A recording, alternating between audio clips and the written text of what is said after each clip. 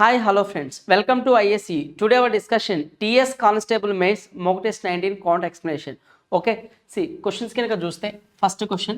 A does in 4 days a piece of work which B takes 5 days. B does in 7 days which C can do it in 8 days. In what time will A do a piece of work which C does in 5 days అంటున్నాడు.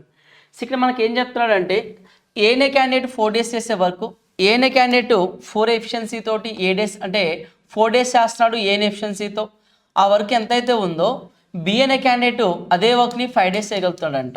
So ఇప్పుడు B యువతలు తీసుకురండి. B యువతలు తీసుకొస్తే A/B is equal to 5/4 అవుతుందా? ఏ efficiency ఏమో అంటే ఏ అనేమో 5 parts అయితే బి ఏమో 4 parts అవుతుంది. ఓకేనా? సో అంటే మనకి ఇక్కడ ఏంటి, ఇక్కడ టైం రేషియో మీన్స్ దీన్నే మనం ఎఫిషియన్సీ రేషియోగా కన్సిడర్ చేయొచ్చు. ఓకేనా? So in what time will A do a piece of work which C does in 5 days అన్నాడు. సో ఈ క్వశ్చన్ కనుక చూస్తే ఒకసారి మీరు ఫస్ట్ మనకి A/B ఉందా? A/B ఏమొస్తుందో చూద్దాం. ఇలా తీసుకుంటే 4 into A 4A అంటే ఏ అనే క్యాండిడేట్ 4 daysలో చేసే వర్క్ బి అనే క్యాండిడేట్ అదే వర్క్ని 5 daysలో చేయగలుగుతాడంట. సో ఎఫిషియన్సీ కనుక చూస్తే A does in 4 days is equal to అంటే 4A ఈజ్ ఈక్వల్ టు 5Bనా. సో బి యువతలకు వస్తే ఏ వాల్యూ 5 అవుతుంది, 5:4 అవుతుంది B value. So B does in 7 days which C can do it in 8 days అన్నాడు. So B/C అనేది మనకి ఏమవుతుందంటే బి వాల్యూ 8 అవుతుంది, సి వాల్యూ 7 అవుతుంది. సో రెండిట్లో కామన్గా ఉన్న ఏంటి, ABBC రెండిట్లో కామన్గా బి ఉంది కదా. సో B 4 parts ఉంది, ఇక్కడ B 8 parts ఉంది. క్లియర్ కదా? B 4 parts అంటే ఇక్కడ B 4 parts 8 parts అంటే జస్ట్ దీన్ని 2తో మల్టిపుల్ చేస్తే సరిపోతుంది. 2తో మల్టిపుల్ చేస్తే B కూడా ఇక్కడ 8 parts అనేది మనకి వస్తుంది. ఇంటూ 2 చేస్తే 2 5s are 10, 2 4s are 8, 10 8 8 7 అంటే ABC రేషియో అనేది 10:8:8:7 రేషియోలో వచ్చింది. సో ఇప్పుడు నెక్స్ట్ టైం అన్నాడంటే చూడండి, in what time will A do a piece of work which C does in 5 days అన్నాడు. అంటే ఇది మనకి A efficiency B efficiency C ఎఫిషియన్సీని ఇండికేట్ చేస్తుంది. A efficiency B efficiency C ఎఫిషియన్సీని ఇండికేట్ చేస్తుంది. అయితే సి 5 daysలో చేసే ఒక వర్క్ని సి ఒక్కటే చేస్తే 5 days పడుతుందంట. సో సి అనే క్యాండిడేట్ 5 days చేస్తున్నాడు. ఎంత ఎఫిషియన్సీతో చేయగలుగుతాడు? సి 7 ఎఫిషియన్సీతో చేస్తాడు, 7 ఎఫిషియన్సీతో. సో 5 into 7 ఎంత, 5 7s are 35. సో డైరెక్ట్గా నేను వాల్యూ 35 తీసుకుంటున్నా. సో 5 7s are ఎంత, 35 వర్క్ని ఇప్పుడు ఎవరు చేయాలంట, ఇదే వర్క్ని ఏ ఒక్కడే చేస్తే ఎంత టైం పడుతుంది అన్నాడు. సో ఏ ఎఫిషియన్సీ ఎంత ఉంది, ఇక్కడ మనకి 10 ఉందా, 35/10 అంటే సో ఇక్కడ ఒక డిజిట్ ముందు డాట్ వస్తుంది 3.5 అన్నా 3.5 అన్నా బోత్ ఆర్ సేమ్. చిన్న ఆప్షన్లో 3.5 ఎక్కడ ఉందో మనకి ఫస్ట్ ఆప్షన్లో ఉంది. So answer is first option. Clear కదా? See the next question. Question number 27. A and B alone can do some work in 7 days, 12 days respectively.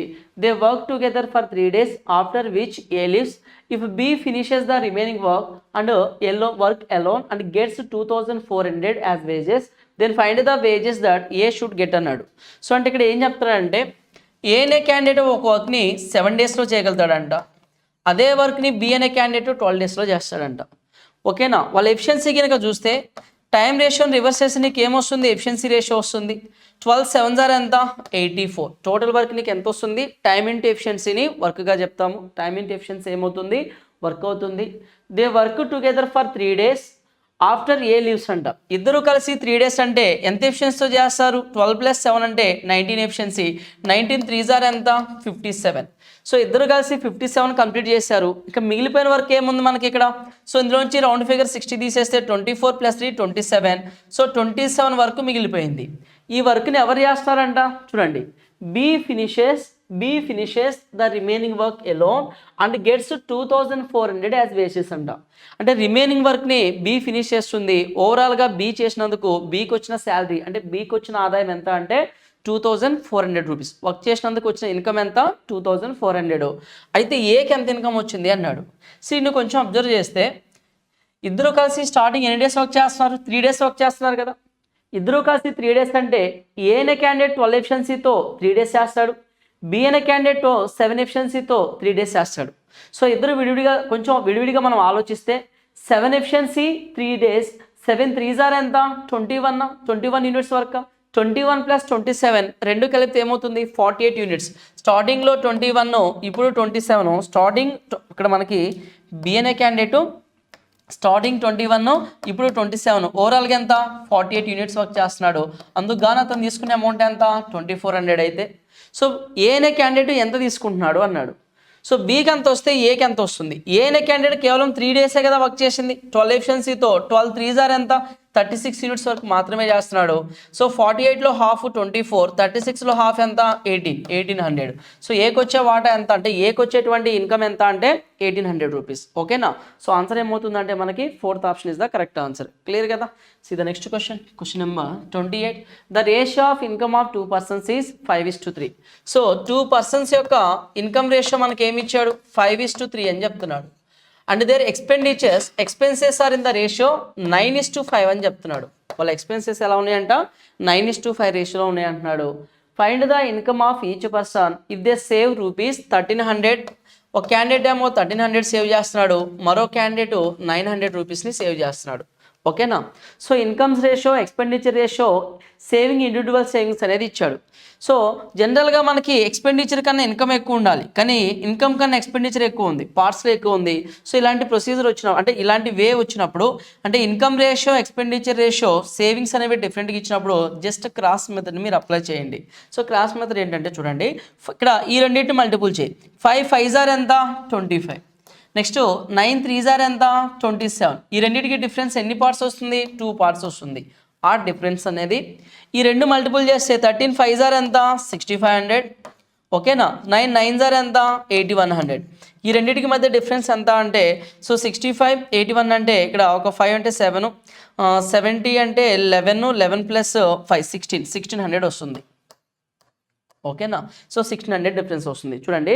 So 800 ఇక్కడ 8000 6500 అనుకుంటే 1500 ప్లస్ 1 1600. 2 పార్ట్స్ 1600 అయితే మనకేమడిగాడు ఏ యొక్క ఇన్కమ్ బి యొక్క ఇన్కమ్ ఇద్దరి యొక్క ఇన్కమ్స్ ఎంత. ఓకేనా. So find the incomes of each person అన్నాడు. సో వాళ్ళకి ఇన్కమ్స్ ఎలా ఉన్నాయి 5 పార్ట్స్ 3 పార్ట్స్ డైరెక్ట్గా తీసేసుకోండి. 5 పార్ట్స్ని 3 పార్ట్స్ని 5 parts 3 parts. So 2 8s are 16, 5 8s are ఎంత 40 అంటే 4000 వస్తుంది ఇక్కడ. సో 3 8s ఆర్ ఎంత 24 అంటే ఇక్కడ 2400 వస్తుంది. సో 4000 2400 ఎక్కడ ఉంది మనకి ఫస్ట్ ఆప్షన్లో ఉన్నాయి. సో ఆన్సర్ ఏంటి మనకంటే ఫస్ట్ ఆప్షన్ అనేది కరెక్ట్ ఆన్సర్ అవుతుంది. సో ఎప్పుడది ఇన్కమ్ రేషియో, ఎక్స్పెండిచర్ రేషియో అనేది అంటే రేషియో బ్యాలెన్స్గా లేకుండా ఇచ్చి సపరేట్ అంటే సేవింగ్స్ కూడా వాళ్ళిద్దరి సపరేట్గా వేరు వాల్యూస్ కనుక ఉన్నాయంటే జస్ట్ మీరు క్రాస్ మెథడ్ కనుక అప్లై చేశారంటే ఓకేనా. సో మీకు డైరెక్ట్గా అనేది ఆన్సర్ అనేది అంటే చేయగలుగుతాం. అంటే ఇన్కమ్ ఎంత ఎక్స్పెండిచర్ ఎంత అని చెప్పగలుగుతాం. సో ఇక్కడ ఏ ఇన్కమ్ 4000 అయితే ఒకవేళ ఇద్దరి యొక్క ఎక్స్పెండిచర్స్ అడిగారు అనుకోండి, ఆ ఏబి యొక్క ఎక్స్పెండిచర్ అడిగితే ఇన్కమ్ ఏమో ఏ ఇన్కమ్ 4000, సేవింగ్స్ ఏమో 1300, రిమైనింగ్ 1700 కదా అతను ఎక్స్పెండిచర్ ఖర్చు పెట్టగలిగేది. సో బి ఇన్కమ్ 2400, సేవింగ్స్ వచ్చేసరికి 900, 24లో 900 తీస్తే రిమైన్ 1500గా అతను ఖర్చు పెట్టగలిగేది. సో మనం ఇలాగా ఇన్కమ్స్ చెప్పొచ్చు, ఎక్స్పెండిచర్ చెప్పొచ్చు. అలాగే మనం అంటే ఈ రెండు వాల్యూస్ ఫైండ్ అవుట్ చేయడానికి మనకి మెథడ్ అనేది చాలా ఈజీగా ఉంటుంది. క్లియర్ కదా. See the next question, question number 29. Ratio between present ages of Mukesh and Gnanesh is 4:5 అన్నాడు. సో గణేష్ అనుకుందాం దాన్ని. Difference between 8 years hence of Mukesh age and present age of Ganesh age is 2 years అంటున్నాడు. Then find the present age of Ganesh. Gnanesh అని ఉంది, నేను గణేష్ అని చెప్తున్నా, అంటే నేమ్ అండి నేమ్. ఓకేనా. సో నో ప్రాబ్లం అది. సో ఇక్కడ ఏం చెప్తున్నాడంటే ముఖేష్ ఏజ్ గణేష్ ఏజ్ ఇద్దరు ఏజ్ ఎలా ఉంది ఫస్ట్ 4:5గా ఉంది. సో ఇప్పుడు ప్రజెంట్ ఏజ్ రేషియో ఎలా ఉంది 4:5. ఎవరి ఏజ్ ఎక్కువ ఉంది గణేష్ ఏజే ఎక్కువ ఉంది, జీ అనే క్యాండిడేట్ ఏజే ఎక్కువ ఉంది. సో ముఖేష్ ఏజ్ ఎంత తక్కువ ఉంది 1 part తక్కువ ఉంది. సో ఇప్పుడు చూద్దాం నెక్స్ట్ టైం ఇచ్చాడు. Difference between 8 years hence of Mukesh age and present age of Ganesh age is 2 years అన్నాడు. అంటే ఇక్కడ ఏం చెప్తున్నా అంటే మనకి ముఖేష్ ఏజ్ని 8 years ముందుకు తీసుకెళ్ళాడు. ముఖేష్ ఏజ్ని 8 years ముందుకు తీసుకువెళ్ళాడు, అంటే +8 years ముందుకు తీసుకెళ్ళాడు. గణేష్ ఏజ్ ఇక్కడే ఉంచాడు. సో ఇప్పుడు ఇద్దరి మధ్య డిఫరెన్స్ ఎంత ఉందంట 2 years అంట. అది కూడా గణేష్ కన్నా ముఖేష్ 2 years పెద్దవాడు అంటున్నాడు. గణేష్ కన్నా ముఖేష్ 2 years పెద్దవాడు అన్నాడు. సో 8 years 2 years డిఫరెన్స్ ఎంత 6 years. అంటే ఆ డిఫరెన్స్ ఏదైతే ఉంటుందో ఆ డిఫరెన్స్ అంటే 8 years తర్వాత 2 years ఉంది అంటే ఆ డిఫరెన్స్ 6 years ఉందా, ఆ 6 years అనేది ఇప్పుడు ఇద్దరి మధ్య ఏజ్ గ్యాప్ అనేది అవుతుంది. ఇద్దరి మధ్య ఏజ్ గ్యాప్ అవుతుంది. ఎందుకు అవుతుందో చెప్తా చూడండి. అంటే ఇక్కడ ముఖేష్ కన్నా గణేష్ 1 part పెద్ద, ఆ 1 part 6 years అవుతుంది. 6 years అయితే 8 years తర్వాత అంటే గణేష్ యొక్క ఏజ్ 8 years తర్వాత అంటే గణేష్కి ఒక 8 years యాడ్ అవుతున్నాయి. సో 8 years యాడ్ అవుతున్నాయి. తర్వాత ఇద్దరి మధ్య ఏజ్ గ్యాప్ 2 years ఉంది అంటే ఇక్కడ ఇతని ఏజ్ ఎక్కడే ఉంటున్నాడు ప్రజెంట్ చూస్తేనేమో ముఖేష్ కన్నా 6 ఇయర్స్ పెద్ద, 8 ఇయర్స్ ముందుకి గణేష్ ఏజ్ పెంచాడు, అంటే 8 ఇయర్స్ ముందుకి ముఖేష్ ఏజ్ పెంచాడు, గణేష్ ఏజ్ అలాగే ఉంచాడు. సో అప్పుడు ఇద్దరి మధ్య ఏజ్ గ్యాప్ ఇక్కడ 6 ఇయర్స్ కాస్త ఈయన 8 ఇయర్స్ ముందుకు వెళ్ళిపోతే ఏజ్ గ్యాప్ 2 ఇయర్స్ అయింది. ఆ 2 ఇయర్స్ కూడా గణేష్ కన్నా ముఖేష్ పెద్దోడయ్యాడు. సో అప్పుడు ఏజ్ గ్యాప్ అలా ఇచ్చినప్పుడు 8 ఇయర్స్ 2 ఇయర్స్ డిఫరెన్స్ అంతా 6 ఇయర్స్. ఆ 6 ఇయర్స్ అనేది ఇద్దరి మధ్య ఏజ్ గ్యాప్ అవుతుంది. సో ప్రజెంట్ 1 పార్ట్ 6 ఇయర్స్ అయితే నీకు అడిగింది ఏంటి, గణేష్ యొక్క ప్రజెంట్ ఏజే కదా. ప్రజెంట్ ఏజ్ ఎంత అంటే 5 పార్ట్స్ ఎంత, 5 6 ఎంత అంటే 30 ఇయర్స్ అవుతుంది. సో ఆన్సర్ ఏంటి మనకి ఇక్కడ థర్డ్ ఆప్షన్ అనేది కరెక్ట్ ఆన్సర్ అవుతుంది. క్లియర్ కదా. See the next question number 30. A and B enter into a partnership with their capitals in the ratio 5:9. So A అనే క్యాండిడేట్ 5 పార్ట్స్ ఇన్వెస్ట్ చేస్తున్నాడు, బి అనే క్యాండిడేట్ 9 పార్ట్స్ ఇన్వెస్ట్ చేస్తున్నాడు. At the end of 8 months A withdraw his capital అన్నాడు. అంటే total ఏ యొక్క time period ఎంత అని చెప్తున్నాడు మనకి, 8 months అంటున్నాడు. 8 months వరకు బిజినెస్లో ఇన్వెస్ట్ చేసి తన యొక్క ఇన్వెస్ట్మెంట్ని వెనక్కి తీసేసుకున్నాడంట. ఎవరు, ఏ అనే క్యాండిడేట్. సో నెక్స్ట్ ఇక్కడ ఏమన్నాడంటే if they receive the profits in the ratio 4:9 అన్నాడు. వాళ్ళిద్దరికి ఏ రేషియోలో ప్రాఫిట్స్ వచ్చినాయి అంట, 4:9 రేషియోలో ప్రాఫిట్స్ వచ్చినాయి అన్నాడు. సో నెక్స్ట్ అడిగింది ఏంటంటే ఈ క్వశ్చన్లో ఫైండ్ హౌ లాంగ్ బీస్ క్యాపిటల్ వాజ్ యూజ్డ్ అన్నాడు. అంటే ఎంతకాలం వరకు బి అనే క్యాండిడేట్ బిజినెస్లో ఇన్వెస్ట్ చేశాడు అన్నాడు. సో మనకి టైం పీరియడ్ ఏంటో తెలియదు కాబట్టి నేను సమ్ ఏ అనే మంత్స్ అంటున్నా. సో ఓకేనా, A investment time period, B investment time period, investment is equal to profit, investment is equal to profit. Clear, సరిపోయింది కదా. సో ఇక్కడ మనకి 4 1s 4 2s 9 క్యాన్సిల్ అయిపోతుంది. ఏ యువతలు తీసుకెళ్తే ఏ ఈజ్ ఈక్వల్ టు 10 months అవుతుంది. సో అంటే బి అనే క్యాండిడేట్ ఎన్ని మంత్స్ ఇన్వెస్ట్ చేశాడు బిజినెస్లో అంటే 10 months ఇన్వెస్ట్ చేయడం జరిగింది. ఓకేనా. సో ఇది next question number 31. The average weight of A class of 40 students is 30 kg. Average weight of the class of 20 students is 15 kg. Find the average weight of the combined classes అన్నాడు. So ఇక్కడ మనకి ఏం చెప్తున్నాడంటే 40 students ఉన్నారంట, వాళ్ళకి average ఎంత అన్నాడు, 30 kgs అంటున్నాడు. నెక్స్ట్ ఏమంటున్నాడు 20 స్టూడెంట్స్ అన్నాడు, వాళ్ళకి యావరేజ్ ఎంత అన్నాడు, 15 అన్నాడు. 20 స్టూడెంట్స్ యావరేజ్ ఎంత, 15. సో మొత్తం కంబైన్డ్ యావరేజ్ ఎంత అంటే ఇది ఏ రేషియోలో ఉంది, 2:1 రేషియోలో. 20 1s 20 2s. సో యావరేజ్ అంటే ఏంటి, జనరల్గా ఇప్పుడు కొంతమంది ఉన్నారు వాళ్ళ దగ్గర ఎక్కువ వెయిట్ ఉంది, కొంతమంది ఉన్నారు తక్కువ వెయిట్ ఉంది.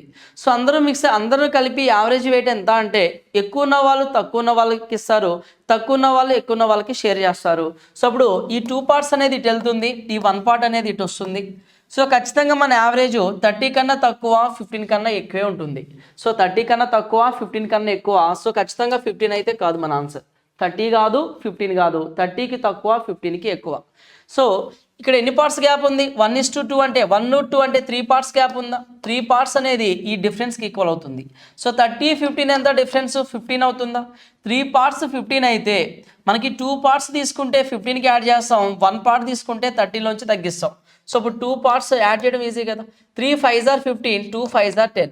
సో 15కి 10 యాడ్ చేస్తే 25 అవుతుంది. సో కంబైన్డ్ యావరేజ్ ఎంత అంటే అందరి యొక్క కంబైన్డ్ వెయిట్ ఎంత అంటే 25 అవుతుంది. అందరి యొక్క కంబైన్డ్ ఎంత అంటే 25 అవుతుంది. క్లియర్ కదా. ఓకేనా, ఇలా సాల్వ్ చేయొచ్చు. సో లేదు అంటే మనకి రెగ్యులర్ ప్రొసీజర్ ఏముంది సాల్వ్ చేయాలి అంటే, so number of persons into average ఎంత, 40 × 30 ఎంత, 120 టోటల్ వెయిట్. సో నెక్స్ట్ 20 × 15 ఎంత, 300. ఓకేనా, సారీ 4 3s ఎంత, 1200 అవుతుందా, 1200. సో 20 15 2s 30, 300 అవుతుంది. So total weight by number of students ఎంత, 60 members కదా, 40 + 20 60. సో ఇక్కడ 1200 + 300 ఎంత, 1500. 1500 by 0 0 క్యాన్సిల్, 6 2s 6 5s 25. ఇది బేసిక్ ప్రొసీజర్. సో మనకి చిన్న వాల్యూస్ ఇచ్చాడు కాబట్టి ఇది ఈజీగా అనిపిస్తుంది, కాకపోతే కొంచెం కాంప్లికేటెడ్ వాల్యూ థౌజండ్స్లో 7845, 4265, లేదంటే ఫ్రాక్షన్స్లో 42 3/7, 48 4/7 అలాంటిది ఇచ్చినప్పుడు ఈ మెథడ్ అనేది మనకి కొంచెం కాంప్లికేటెడ్గా అనిపిస్తుంది. ఓకేనా, సో అలా చేయొచ్చు. లేదు మనం ఎలా చేయొచ్చు చూద్దాం. ఎలా చేయొచ్చు అంటే, సో ఇక్కడ 40 స్టూడెంట్స్ ఉన్నారు, వాళ్ళకి యావరేజ్ ఎంత ఉంది, 30 kg ఉందంట. సో నెక్స్ట్ 20 స్టూడెంట్స్ యావరేజ్ ఎంత ఉంది, 15 ఉంది. సో లోయెస్ట్ యావరేజ్ ఏంటి, 15 kgs. 20 స్టూడెంట్స్ యొక్క యావరేజ్ ఎంత ఉంది, 15 kgs. వీళ్ళది కూడా మనం 15 kgs ఉందనుకుందాం. సో ఇద్దరిది అంటే 20 స్టూడెంట్స్ 40 స్టూడెంట్స్ మొత్తం యావరేజ్ ఎంత, 15 kgs. కాకపోతే 20 స్టూడెంట్స్ ఏమో 15 kgs ఉంది, ఇక్కడ 40 స్టూడెంట్స్ కూడా 15 kg ఉంటే యావరేజ్ 15 కదా, ఈ 40 + 20 ఇది. సో యావరేజ్ కన్నా ఎంత ఎక్కువ ఉంది 40 స్టూడెంట్స్ దగ్గర, యావరేజ్ కన్నా ఎంత ఎక్కువ ఉంది 15 ఎక్కువ ఉంది. ఎంతమందికి ఎక్కువ ఉంది 40 మెంబర్స్కి ఉంది. సో 15 4 జార్ ఎంత 60, 600 ఎక్కువ ఉంది. ఈ ఎక్స్ట్రా 600 మొత్తం ఎంతమంది షేర్ చేసుకోవాలి, ఈ 20 మెంబర్స్, ఈ 40 మెంబర్స్, టోటల్ 60 మెంబర్సే కదా షేర్ చేసుకోవాల్సింది. సో 600/60 తీసుకుంటే ఎగ్జాక్ట్గా 10 టైమ్స్ పోతుంది. 15 + 10 ఎంత అంటే 25. సో ఆన్సర్ ఏమవుతుందంటే మనకి సెకండ్ ఆప్షన్ అవుతుంది. ఓకేనా. So first method, second method, third method, 3 methods మీకు ఏది కంఫర్ట్ ఉంటే దాన్ని ఫాలో అయిపోండి. ఓకేనా. సో ఆన్సర్ ఏంటి మనకి ఇక్కడ సెకండ్ ఆప్షన్ అనేది కరెక్ట్ ఆన్సర్ అవుతుంది. Okay. See next question 32. A dishonest dealer sells a weight of 800 grams in place of 1000 grams, 1000 అంటే 1 kg, and adds 20% impurities in sugar. What would be his profit percentage if he claims to be selling at cost price? అంటే cost ప్రైస్కే sale చేస్తే అతనికి ఎంత ఖర్చు అయితే పడుతుందో అదే ఖర్చు కమ్మితే అతనికి వచ్చేటువంటి ప్రాఫిట్ ఎంత అంటున్నాడు. సో కాకపోతే ఇక్కడ నేను ఏం చేస్తున్నా అంటే ఇది ఇంప్యూరిటీస్ అండి. ఇంప్యూరిటీస్ ఎన్ని కలుపుతున్నాడు, అలాగే క్వాంటిటీ కనుక చూస్తే క్వాంటిటీ అనేది ఎంత ఇస్తున్నాడో చూద్దాం. సో ఇంప్యూరిటీస్ ఎలా ఉందంటే, సో ఫస్ట్ క్వాంటిటీ గురించి చూద్దాం. క్వాంటిటీ ఎంత జనరల్గా 800 గ్రామ్స్ ఇస్తున్నాడు, 1000 అంటే 1000 గ్రామ్స్ ఛార్జ్ చేస్తున్నాడు. యాక్చువల్గా 1000 గ్రామ్స్ ఇవ్వాలి, కానీ ఇచ్చేటప్పుడు మాత్రం 800 గ్రామ్సే ఇస్తున్నాడు. సో ఇది అతని కాస్ట్, అతను సెల్లింగ్. ఓకేనా. సో ఇచ్చేటప్పుడు మాత్రం 800 గ్రామ్సే ఇస్తున్నాడు, కానీ కలెక్ట్ చేసేటప్పుడు మాత్రం 1000 గ్రామ్స్ అమౌంట్ని కలెక్ట్ చేస్తున్నాడు. ఓకేనా. సో ఇంప్యూరిటీస్ గురించి మాట్లాడితే 20% అడిషనల్గా వేస్టేజ్ని యాడ్ చేస్తున్నాడు. 20% వేస్టేజ్ని యాడ్ చేస్తున్నాడు. ఓకేనా. సో ఇక్కడ 1000 గ్రామ్స్ ప్లేస్లో 1200 గ్రామ్స్ ఇస్తున్నాడు. ఓకేనా. అంటే 1000 గ్రామ్స్ ఒరిజినాలిటీ 1000 గ్రామ్స్ ఇవ్వాలి, కానీ ప్యూరిటీస్ 20% ఎక్స్ట్రా, అంటే వేస్టేజ్ మొత్తం 20% ఎక్స్ట్రా కలిపి, సో అంటే 1000లో 20% అంటే ఎంత 200. సో 1000 ప్లేస్లో 1200 ఇస్తున్నాడు, ఎక్కువ ఇస్తున్నానని చెప్తున్నాడు, కానీ ఇచ్చేటప్పుడు 800 గ్రామ్సే ఇస్తున్నాడు, కానీ 1000 గ్రామ్స్ తగ్గట్టు కలెక్ట్ చేస్తున్నాడు. సో ఇది ఇతనికి అయ్యేటువంటి కాస్ట్ అవుతుంది, ఇది ఇతనికి సెల్లింగ్ అవుతుంది, ఇతనికి వచ్చేటువంటి సెల్లింగ్. సో 1000 క్యాన్సిల్ అయిపోతుందా, 2 zeros క్యాన్సిల్. సో ఏం మిగులుతుంది ఇక్కడ 4 2s are 4 3s are ఎంత ప్రాఫిట్ వస్తుంది 2కి 3కి అంటే 1 పార్ట్, అంటే 2లో 1 పార్ట్ అంటే ఎంత 50% కదా. సో ఓవరాల్గా అతనికి ఎంత ప్రాఫిట్ అంటే 50% ప్రాఫిట్ అనేది వస్తుంది. ఓకేనా. See the next question number 33.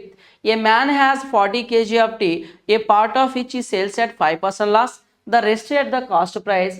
In this business he gets a loss of 3%. Find the quantity which he sells at the cost price అన్నాడు. అయితే ఇక్కడ ఏం చేస్తున్నాడంటే, ఒక క్వాంటిటీ అతని దగ్గర ఉంది. ఎంత ఉంది అతని దగ్గర 40 kg టీ ఉందంట. ఒక వ్యక్తి దగ్గర 40 కిలోల టీ ఉంటే అందులో కొంత భాగంనేమో నష్టానికి అమ్ముతున్నాడు, మరికొంత భాగాన్నేమో కాస్ట్ ప్రైస్ ఎంతకైతే కొన్నాడో అంతకే అమ్ముతున్నాడు. తనకి కొనేటప్పుడు ఎంతైతే పడిందో అంతకే అమ్ముతున్నాడు. సో ఓవరాల్గా చూస్తే అతనికి ఎంత వచ్చిందంట, in this business he got a loss of 3% అన్నాడు. అయితే కాస్ట్ ప్రైస్ లెక్కన అమ్మినటువంటి క్వాంటిటీ ఎన్ని కిలోలు అమ్మాడు. ఓకేనా. కాస్ట్ ప్రైస్ లెక్కన ఎన్ని కేజీస్ అమ్మాను అంటున్నాడు. సో ఇక్కడ ఫస్ట్దేమో 5% లాస్ అన్నాడు, ఒక రకం 5% లాస్కి అమ్మాడు, మరో రకం కాస్ట్ ప్రైస్కి అంటే 0 ప్రాఫిట్ 0 లాస్ అని చెప్తాం కదా. 0 ప్రాఫిట్ 0 లాస్ అంటే 0%. ఓవరాల్ లాస్ ఎంత 3 రూపీస్ లాస్. ఓవరాల్ లాస్ ఎంత 3 రూపీస్. ఇక్కడ చూస్తే అంటే -3 కన్నా పెద్ద వాల్యూ, -3 కన్నా పెద్ద వాల్యూ, -5 కన్నా పెద్ద వాల్యూ. సో -5 కన్నా -3 పెద్దది. ఇప్పుడు జనరల్గా మనం ఆలోచిస్తే తెలుసు కదా, మీకు ఐడియా ఉంది ఆల్రెడీ. 0 1 2 3 పాజిటివ్ వాల్యూస్, -1 -2 ఇవి నెగిటివ్ వాల్యూస్. సో 0కి దగ్గరలో ఏ వాల్యూ అయితే ఉంటుందో నెగిటివ్ వాల్యూ అది పెద్ద వాల్యూ. సో 0కి దగ్గరలో -3 పెద్దదా, -5 పెద్దదా, -3 పెద్దదా అంటే -3 కదా 0కి దగ్గరలో ఉండేది. సో ఇప్పుడు పెద్ద వాల్యూ ఏమవుతుంది -3 -5లో అంటే మనకి పెద్ద వాల్యూ -3 అవుతుంది. ఓకేనా. ఒకసారి 0లోంచి ఈ వాల్యూని మైనస్ చేయి, 0 -3 అంటే 3 అవుతుంది. సో ఈ పెద్ద వాల్యూ నుంచి చిన్న వాల్యూని రిమూవ్ చేయి. -3 ఆఫ్ +5 -3 +5 2 అవుతుంది. సో 3:2 రేషియోలో సేల్ చేస్తున్నాడు. టోటల్ 5 పార్ట్స్ అనేది మనకి ఏమని చెప్తున్నాడు 40 kgs అని చెప్తున్నాడు. అయితే కాస్ట్ ప్రైస్ లెక్క నమ్మింది ఇదే కదా, 0 పార్ట్సే కదా, 0% ప్రాఫిట్ 0% లాసే కదా కాస్ట్కి అమ్మింది. సో 2 పార్ట్స్ కాస్ట్ లెక్క నమ్మింది, 2 పార్ట్స్ ఎంత. సో 5 ఎన్ని టైమ్స్ పోతుంది, 5 8s ఎంత 40, 2 8s ఎంత 16. సో ఆన్సర్ ఏంటంటే ఇక్కడ 16 kgs అవుతుంది. ఓకేనా, కాస్ట్ ప్రైస్ లెక్కన అమ్మిన కేజెస్ ఎన్ని అంటే క్వాంటిటీ ఎంత అంటే 16 kgs. నెక్స్ట్ క్వశ్చన్ కనుక చూస్తే question number 34. A manufacturer marks an item at a 60% over his cost price. However, during sale, he offered at a discount of 40% to the customer. If a customer pays 24 rupees for the item, what was the manufacturer profit or loss in the transaction అంటున్నాడు. So ఇక్కడ cost price selling price గురించి చెప్తున్నాడండి. So 60% mark చేసిండంట. So 60% అంటే 100%కి 60 mark చేస్తే 160 అవుతుంది కదా. So 60% అంటే ఏమని రాస్తాం ఫ్రాక్షన్లో, 23s are 25s are 3/5 fraction వస్తుందా మనకి. 3/5 అంటే 5 పార్ట్స్ కాస్ట్ అయితే 5కి 3 యాడ్ అయ్యి 8 పార్ట్స్ ఏమవుతుంది, మార్కింగ్ అవుతుంది. సో మార్కింగ్ అంటే దాన్నే కదా, మార్క్ చేసిన దాన్నే కదా నువ్వు సేల్ చేస్తుంది, అందుకే నేను సేలింగ్లో రాసిన. సో నెక్స్ట్ ఏమన్నాడు, 40% డిస్కౌంట్ ఆఫర్ చేసిండంట. 40% డిస్కౌంట్ అంటే 40/100, 22s are 25s are total 5 parts కాస్ట్లో అంటే 5 పార్ట్స్లో 5 పార్ట్స్ మార్కింగ్లో 2 పార్ట్స్ డిస్కౌంట్ ఇచ్చాడు. అంటే 22s are 25s are అంటే 3 పార్ట్స్కి సేల్ చేస్తున్నాడు. అక్కడ 3 పార్ట్స్కి సేల్ చేస్తున్నాడు. సో 5 అనేది అతనికి ఖర్చు అవుతుంటే 5 అనేది అతనికి కాస్ట్ అయితే ఇప్పుడు 3 అనేది సెల్లింగ్ అవుతుంది. క్లియర్ కదా. సో ఇక్కడ 5:8 5:3 ఉంది. సో 5 5s are ఎంత 25, 8 3s are ఎంత 24. ఓకేనా. సో అయితే ఫైనల్గా కస్టమర్ ఎంత పే చేస్తున్నాడు, if a customer pays 24 rupees for the item అన్నాడు. సో ఐటమ్కి 24 రూపీస్ పే చేస్తున్నాడంట. సో 24 రూపీస్ అంటే ఇక్కడ వచ్చింది కూడా 24 పార్ట్సే కదా. సో 24 పార్ట్స్ 24 రూపీస్ అయితే 24 పార్ట్స్ 24 రూపీస్ అయితే అడిగిన క్వశ్చన్ ఏంటి, what was the manufacturer profit or loss on the transaction అంటున్నాడు. అంటే ఇక్కడ 25 రూపీస్ ఏమో మ్యానుఫ్యాక్చర్ చేయడానికి ఖర్చు అయితే సెల్లింగ్లో మాత్రం 24 రూపీసే వచ్చింది. అంటే 1 పార్ట్ నష్టపోయాడు. ఆ 1 పార్టే ఏమని చెప్పొచ్చు, 24 పార్ట్స్ 24 రూపీస్ అయితే 1 పార్ట్ ఎంత అంటే 1 రూపీ. సో మ్యానుఫ్యాక్చర్ ఎంత నష్టపోయాడు అంటే 1 రూపాయి నష్టపోయాడు. సో ఆన్సర్ ఏమని చెప్పొచ్చు అంటే ఇక్కడ 1 rupee is the correct answer అవుతుంది. ఓకేనా. C the next question number 35. Vinod Kumar invested 1600 for 3 years, 1100 for 4 years at the same rate of simple interest. If the total interest from these investments is 506 rupees, then the rate of interest was అన్నాడు. So ఇక్కడ వినోద్ అనే candidate Vinod Kumar 1600 రూపీస్ని 3 ఇయర్స్కి invest చేస్తున్నాడంట. So ఇప్పుడు చెప్పండి నాకు క్లియర్గా, 1600 రూపీస్ని 3 ఇయర్స్కి investment అంటే సో 1600ని 1 ఇయర్కి ఇన్వెస్ట్ చేస్తే 1 ఇయర్లో 600 మీద ఇంట్రెస్ట్ వస్తుంది. అదే 1600ని 2 ఇయర్స్ కనుక ఉంచినామంటే 1600 మీద 2 టైమ్స్ ఇంట్రెస్ట్ వస్తుంది. 1600 మీద 2 ఇయర్స్కి ఇంట్రెస్ట్ అన్నా 1600 ప్లస్ 1600 3200 మీద 1 ఇయర్కి ఇంట్రెస్ట్ అన్నా బోత్ ఆర్ సేమ్ అవుతుందా. సో అలాగే 3 ఇయర్స్ ఉంచాడంట.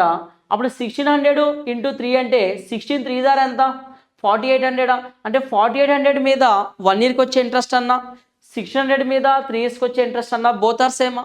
అప్పుడు టోటల్ ఇంట్రెస్ట్ ఎంత 16 3s are 4800. టోటల్ 4800 మీద అతనికి ఇంట్రెస్ట్ వస్తుంది. నెక్స్ట్ 1100 రూపీస్ని 4 ఇయర్స్కి ఇన్వెస్ట్ చేసిందంట. 1 ఇయర్కి అయితే 1100 మీద ఇంట్రెస్ట్, 2 ఇయర్స్కి అయితే 2200 మీద ఇంట్రెస్ట్, 3 ఇయర్ 4th ఇయర్ అన్నప్పుడు ఏమవుతుంది 1100 ఇంటూ 4 ఎంత 4400 మీద ఇంట్రెస్ట్ అనేది వస్తుంది. పాయింట్ అర్థమవుతుందా. 4800 మీద ఇంట్రెస్ట్, 4400 మీద ఇంట్రెస్ట్. సో టోటల్ ఎంత 4000 4000 8000. సో 9200 వస్తుంది. టోటల్ యాడ్ చేస్తే మనకి ఎంత వస్తుంది, ఇది 9200. సో 9200 మీద ఓకేనా 88 92 9200 మీద సో వచ్చే ఇంట్రెస్ట్ ఎంత క్వశ్చన్లో ఇచ్చినట్టు మనకి 506 రూపీస్ అంటున్నాడు. ఓకేనా. సో 9200 మీద వచ్చే ఇంట్రెస్ట్ ఎంత 506 అయితే క్వశ్చన్ ఏమి అడిగిందంటే the total interest from this investment is 506 అయితే మనకు ఫైండ్ అవుట్ చేయమంది ఏంటి అంటే చూడండి, వినోద్ కుమార్ అన్నాడు కదా, find the rate of simple interest. మనకి at the same rate of simple interest అన్నాడు. The rate of interest was చూడండి ఇక్కడ then the rate of interest was అన్నాడు. అంటే ఇంట్రెస్ట్ రేట్ ఎంత, సో ఇచ్చినటువంటి ఇంట్రెస్ట్ రేట్ ఎంత, ఏ ఇంట్రెస్ట్ రేట్ లెక్కన ఇచ్చాడు అది కూడా సింపుల్ ఇంట్రెస్ట్ అంటున్నాడు. సో ఇది మొత్తం 100% ప్రిన్సిపల్. ఈ 9200 మీద 506 వచ్చింది అంటే 9200 మీద 1 ఇయర్కి వచ్చిన ఇంట్రెస్ట్గా చెప్తాం దీన్ని 506ని. ఓకేనా. సో అప్పుడు 100% ఏమవుతుంది ఇక్కడ, ఇది మొత్తం 100% ప్రిన్సిపల్ కాబట్టి 100%గా తీసుకుంటున్నా. సో 100% ఇప్పుడు 1 ఇయర్కి వచ్చిన ఇంట్రెస్ట్ ఇదైతే ఈ వాల్యూ ఎంత అవుతుంది 9200 100% అయితే 506 అనేది ఎంత అవుతుంది, ఇదే నేను ఫైండ్ అవుట్ చేస్తున్నప్పుడు. సో 2 zeros క్యాన్సిల్ చేయొచ్చు మనం. సో ఇక్కడ 92 అనేది ఎన్ని టైమ్స్ పోతుందంటే 92 5 జార్ చూడండి, 92 5 జార్ అంటే 90 5 జార్ ఎంత 450, 2 5 జార్ ఎంత 10 అంటే 460 వస్తుంది. సో 460 అంటే ఇంకెంత మిగులుతుంది 46 మిగులుతుందా? సో 0.5 పెడితే 460 అంటే 46 వస్తుంది కదా, అంటే ఎగ్జాక్ట్గా 5.5 టైమ్స్ పోతుంది. 5.5 టైమ్స్ అంటే 1 ఇంటూ 5.5 అంటే 5.5% అని చెప్తామా. సో ఆన్సర్ ఏమవుతుందంటే మనకి ఇక్కడ థర్డ్ ఆప్షన్ అనేది కరెక్ట్ ఆన్సర్ అవుతుంది. ఓకేనా. So the next question, question number 36. If the difference between compound interest, simple interest and a certain sum of money for 3 years at 5% per annum is 122 rupees, what will be the principal in rupees అన్నాడు. అయితే principal ఎంత అంటున్నాడు. మీకు ఇక్కడ previous ఎక్స్ప్లెనేషన్లో చాలాసార్లు చెప్పున్నాం. 2 ఇయర్స్కి compound interest అంటే 2-1, 3 ఇయర్స్కి కాంపౌండ్ ఇంట్రెస్ట్ అంటే 3-3-1 కాంబినేషన్ అని, 4 ఇయర్స్కి అయితే 4-6-4-1 అని. సో ఫస్ట్ టర్మ్ ఏమో సింపుల్ ఇంట్రెస్ట్ ఇండికేట్ చేస్తుంది, నెక్స్ట్ టర్మ్స్ ఏమో difference between simple interest and compound interest అంటే బారు వడ్డీ మరియు చక్రవడ్డీ మధ్య భేదాన్ని చూపిస్తుంది, రిమైన్ టర్మ్స్ అని ఆల్రెడీ మనకి చాలాసార్లు చెప్పున్నాం. సో 3 ఇయర్స్ అన్నాడు కాబట్టి మనం 3-3-1 టర్మ్ తీసుకుందాం. ఓకేనా. సో రేట్ ఆఫ్ ఇంట్రెస్ట్ ఎంత 5% అన్నాడు. మనం 3-3-1 టర్మ్ కనుక తీసుకుంటే సో క్వశ్చన్లో వచ్చిన ఇన్ఫర్మేషన్ ఏంటి, difference between simple and compound 3-1 parts value ఇచ్చాడు. ఈ వాల్యూ తెలిస్తే 3-1 పార్ట్స్ వాల్యూ 122 అయితే మనకు కావాల్సింది 100% ప్రిన్సిపల్ అనేది ఎంత, ఇలా ఫైండ్ అవుట్ చేస్తాం. సో జనరల్గా ప్రిన్సిపల్ మనం తెలవకపోతే ఏమంటాం 100% అంటాం. ఇందులో 5% ఎంత అంటే 5, ఇందులో 5% అంటే ఎంత అంటే 0.25. సో ఇలా ఫ్రాక్షన్స్లో వస్తుంది కాబట్టి నేను ప్రిన్సిపల్ని 100% అని అనుకోవట్లా. చూడండి నేను ఏమనుకుంటున్నాను. సో రేట్ ఆఫ్ ఇంట్రెస్ట్ ఎంత 5% అంటే 1/20. సో ప్రిన్సిపల్ ఇదేమో డినామినేటర్లోనేమో టోటల్ ప్రిన్సిపల్, సో న్యూమినేటర్లో ఏమవుతుంది సింపుల్ ఇంట్రెస్ట్ ఫర్ 1 ఇయర్ అవుతుందా, సింపుల్ ఇంట్రెస్ట్ ఫర్ 1 ఇయర్, ఎందుకన్నది 1 ఇయర్ రేట్ ఆఫ్ ఇంట్రెస్ట్ కాబట్టి simple interest for 1 year. So మనకి టైం పీరియడ్ ఎంత 3 ఇయర్స్ కాబట్టి టైం పీరియడ్ ఎంత ఉంది మనకి 3 ఇయర్స్ కాబట్టి సో 20 × 20 సో ప్రిన్సిపల్ని 20 క్యూబ్ అంటాం, అమౌంట్ని 21 క్యూబ్ అంటామా. సో ప్రిన్సిపల్ని 20 క్యూబ్ అయితే అమౌంట్ని ఏమంటాం 21 క్యూబా. సో అప్పుడు ప్రిన్సిపల్ నీకు ఏమవుతుంది 20 క్యూబ్ అంటే 8000 అవుతుంది కదా మనకి. So principal is 8000. ఇందులో ఇప్పుడు రేట్ ఆఫ్ ఇంట్రెస్ట్ కాస్త మనకి ఏమైపోయింది పార్ట్స్లోకి వచ్చేసింది కదా. సో ఇందులో 1/20 అనేది 5% కదా వాల్యూ. సో డైరెక్ట్గా ఇందులో 1/20 తీసుకో, 1/20 తీసుకుంటే 0 క్యాన్సిల్ 400 వస్తుంది. ఇందులో 1/20 తీసుకుంటే 0 క్యాన్సిల్ 20 వస్తుంది. ఇందులో 1/20 తీసుకుంటే 1/20 అంటే 20లో 1/20 అంటే 1 పార్ట్ వస్తుంది. సో ఇది difference between simple and compound కాబట్టి 3 20s are 60 + 1 61. ఆ 61 పార్ట్సే మనకి క్వశ్చన్లో ఏమని ఇచ్చాడు 122 రూపీస్ అన్నాడు. 61 పార్ట్స్ 122 రూపీస్ అయితే ఇక్కడ ప్రిన్సిపల్ కాబట్టి అడిగింది. ప్రిన్సిపల్ అంటే ఎంత 8000 పార్ట్స్ ఎంత. నువ్వు అబ్జర్వ్ చేయండి ఎగ్జాక్ట్గా 2 టైమ్స్ ఉంది. 62 జార్ ఎంత 120, 1 2 జార్ 2. సో 8000 2 జార్ ఎంత అంటే 16000 అవుతుంది. సో ప్రిన్సిపల్ ఎంత 16000 అనేది మనకి ఇక్కడ కరెక్ట్ ఆన్సర్ అవుతుంది. ఓకేనా. See the next question number 37. The letters of the word society are arranged in a row. What is the chance that the word formed begins with S and end in Y అన్నాడు. So chance అన్నాడు కదా, అంటే ఇక్కడ society అనే పదంలోని అక్షరాలు వరుసగా అమర్చబడి ఉంటాయి. ఏర్పడిన పదం ఎస్తో ప్రారంభమై వైతో ముగిసే అవకాశం ఎంత. అవకాశం మీన్స్ ప్రాబబిలిటీ, సంభావ్యత ఎంత అని అర్థం. సో అవకాశం అంటే ఏమని అర్థం దాని అర్థం ప్రాబబిలిటీ ఎంత. ఓకేనా. సో మనకి ఇక్కడ ఏం అడిగిందంటే ప్రాబబిలిటీ అడిగాడు. ఓకేనా, ప్రాబబిలిటీ ఎంత అంటున్నాడు. ప్రాబబిలిటీ ఫైండ్ అవుట్ చేద్దాం. సో సొసైటీలో ఫస్ట్ లెటర్ ఏమో ఎస్తో స్టార్ట్ అవ్వాలి, లాస్ట్ లెటర్ ఏమో వైతో ఎండ్ అవ్వాలన్నాడు. మొత్తం ఎన్ని లెటర్స్ ఉన్నాయి 1 2 3 4 5 6 7. మొత్తం ఎన్ని లెటర్స్ ఉన్నాయి 7 లెటర్స్ ఉన్నాయి. ఓకేనా, 7 లెటర్స్ ఉన్నాయి. అయితే ఈ 7 లెటర్స్లో ఫస్ట్ ఎస్ ఉండాలి, లాస్ట్లో 5 వై ఉండాలి. సో మిగిలిన ఎన్ని ఉంటాయి గ్యాప్స్ 5 ఉంటాయా 1 2 3 4. చూడండి 1 2 3 4 ఇంకో గ్యాప్. సో మిడిల్లో 5 లెటర్స్ ఉండాలి. అంటే ఈ ఎస్ అనే పొజిషన్ వై అనే పొజిషన్ ఫిక్స్ కాబట్టి సో మిగిలిన 5 లెటర్స్ ఈ 5 ప్లేసెస్లో ఎన్ని విధాలుగా అరేంజ్ చేయొచ్చు 5 ఫ్యాక్టోరియల్ బేస్లో అరేంజ్ చేస్తామా. సో మనకి ఫేవరబుల్గా ఇక్కడ ఎస్ అనే ప్లేస్లో 1 కాబట్టి 1 ఇంటూ సో ఇక్కడ 5 అంటే 1 ఇంటూ ఈ 5 లెటర్స్లో ఈ ఎన్ని విధాలుగా అరేంజ్ అవుతాయండి? 5 ఫ్యాక్టోరియల్ వేస్తే అరేంజ్ అవుతాయి. ఇక్కడ 1.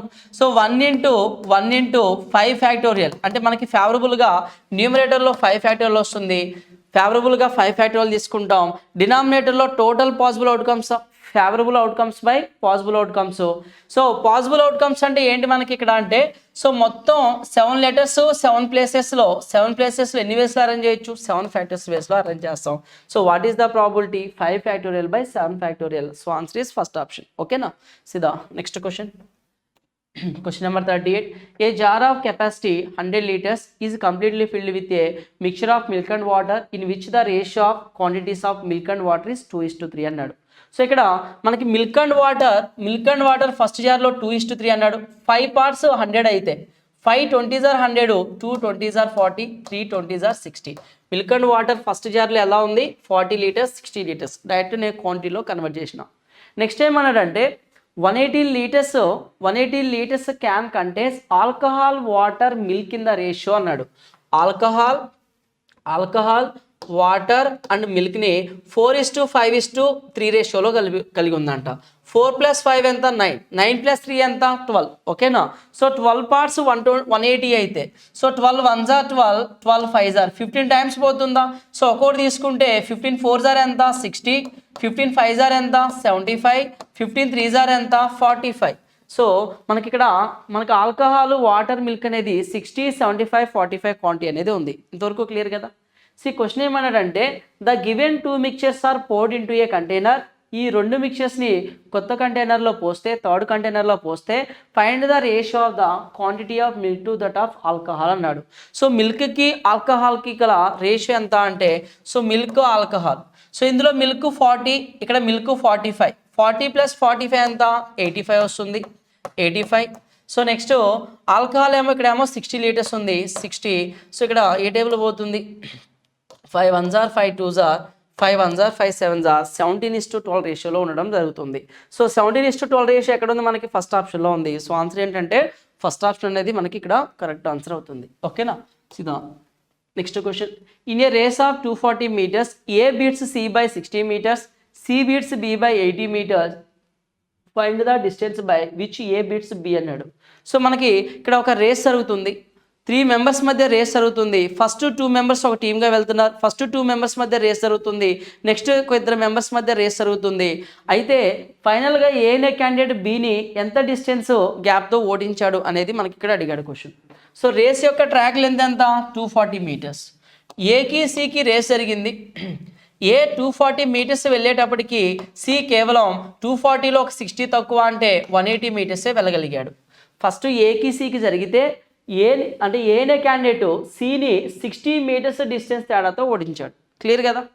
నెక్స్ట్ సికి బికి రేస్ జరిగింది. సికి బికి రేస్ జరిగినప్పుడు సి అనే క్యాండిడేట్ బిని 80 meters తేడాతో ఓడించాడు. అంటే సేమ్ అదే 240 meters రేస్ని సి అనే క్యాండిడేట్ 240 meters ట్రావెల్ చేసేటప్పటికి బి అనే క్యాండిడేట్ ఒక 80 తక్కువ ట్రావెల్ చేశాడు. సో 80 తక్కువ అంటే కేవలం 160 వెళ్ళగలిగాడు. ఓకేనా? సో అంటే సిబిని 80 meters డిస్టెన్స్ తేడాతో ఓడించింది. సో రెండింటిని రేషియోని సింప్లిఫై చేస్తే 0 0 క్యాన్సిల్. ఓకేనా? So 6 4s are 24, 6 3s are అవుతుంది. 8 3s are 24, ఇక్కడ 0 0 cancel. 8 3s are 24, 8 2s are 16. So AC ratio రెండింటిలో కామన్గా సి కదా ఉంది. 4:3, 3:2. రెండిట్లో కామన్గా సిఏ కాబట్టి జస్ట్ ఏ ట్రావెల్ చేసిన డిస్టెన్స్ 4 parts, బి ట్రావెల్ చేసిన డిస్టెన్స్ 2 parts, సి ట్రావెల్ చేసిన డిస్టెన్స్ 3 parts ఉంది. సో మన క్వశ్చన్ ఏంటంటే ఇక్కడ ఏ అనే క్యాండిడేట్ బిని ఎంత డిస్టెన్స్ గ్యాప్తో ఓడించాడు అన్నాడు. సో ఏ 4 meters అంటే ఏ అనే క్యాండిడేట్ 4 meters వెళ్ళేటప్పటికి సి అనే క్యాండిడేట్ కేవలం 3 meters వెళ్ళగలుగుతున్నాడు. అదే టైంలో బి అనే క్యాండిడేట్ 2 meters ట్రావెల్ చేయగలుగుతున్నాడు. అంటే 4 meters రేస్లో బి కన్నా ఏ ఎంత ఎక్కువ డిస్టెన్స్ని కవర్ చేశాడు? 2 metersని కవర్ చేశాడు. 4 meters డిస్టెన్స్లో అంటే బి కన్నా 2 metersని అంటే 4 మీటర్స్ రేస్లో బీని 2 మీటర్స్ తేడాతో ఓడించాడు. బీని 2 మీటర్స్ తేడాతో ఏ ఓడించాడు. అలాంటిది 240 మీటర్స్ రేస్లో 240 మీటర్స్ రేస్లో ఎంత డిస్టెన్స్ తేడాతో ఓడించగలుగుతాడు. 240 మీటర్స్ రేస్లో ఎంత డిస్టెన్స్ తేడాతో ఓడించగలడు. అదే కదా అడిగింది మనకి. సో 4లో హాఫ్ 240లో హాఫ్ ఎంత అవుతుంది 120. ఒకవేళ ఏ అనే క్యాండిడేట్ బి అనే క్యాండిడేట్ 240 మీటర్స్ రేస్ ట్రాక్లో ఉన్నట్లయితే బీని 120 మీటర్స్ తేడాతో ఏనే క్యాండిడేట్ ఓడించగలుగుతాడు. ఓకేనా, అదే మనకు అడిగాడు. సో ఇచ్చిన ఆప్షన్స్లో 120 ఎక్కడ ఉంది, థర్డ్ ఆప్షన్లో ఉంది. So answer is third option. Clear కదా. See the next question. Question number 40.